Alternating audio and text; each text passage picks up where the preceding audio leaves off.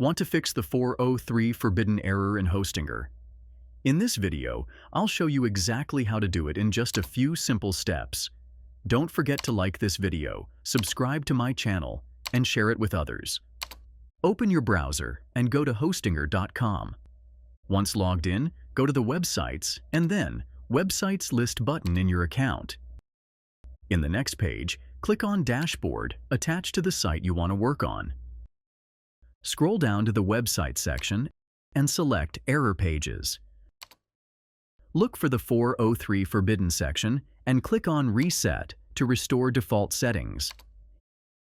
If the issue persists, go to File Manager. Access Public HTML. Locate the .htaccess file and delete it. Now, log into your WordPress dashboard. Go to Settings and then Permalinks.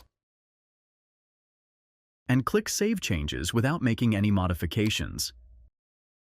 This will regenerate a new .htaccess file, fixing the error. That's how you can resolve the 403 forbidden error in Hostinger. Want to get a discount on Hostinger? Use my affiliate link in the description for an exclusive discount on Hostinger. If this video helped, make sure to like, subscribe, and share. See you in the next video.